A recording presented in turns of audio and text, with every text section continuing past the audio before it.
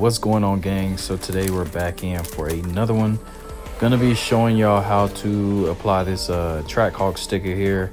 So initially what you want to do, or what I like to do for a decal this big with a lot of empty space, is to go ahead and cut out all that negative space. It's just gonna make it a lot easier to relift the decal and lay it on the car versus something like an actual Hellcat where you have to lay it all at once. You got a lot of like contours and lines that you're gonna have to fight against, and with this being one where it's not really connected, you can almost do like I'm doing here, where you go ahead and lay one side, peeling little pieces of the backing paper off here and there. Now this sticker, actually the entire one isn't going to be laid on the windows just because that's the customer's preference, but I still lay it that way anyways so that I know the sticker is falling exactly where it needs to fall. Now whenever you're laying these stickers, you want to make sure that you have zero slack.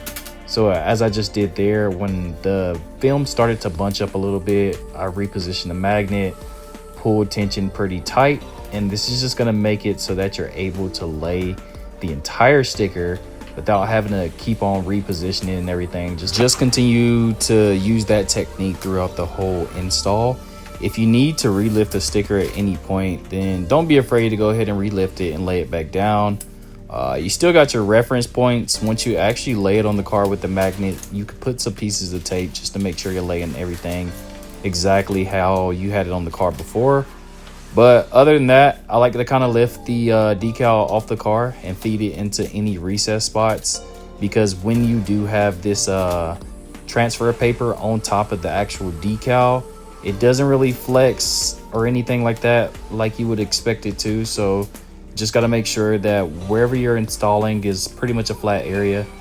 In this area around the door handle, I went ahead and did a relief cut. And what I'm going to do once I actually pull the transfer paper off of the decal is I'm going to come back and lay that bottom piece first, and then lay the top piece of the decal back over the bottom piece. So it is going to be an inlay around the door handle. This is one of those door handles where it wasn't really worth it to take it off, especially what I was charging the customer, and they had no issue with it. But like I said before, gonna be cutting out this area around the window.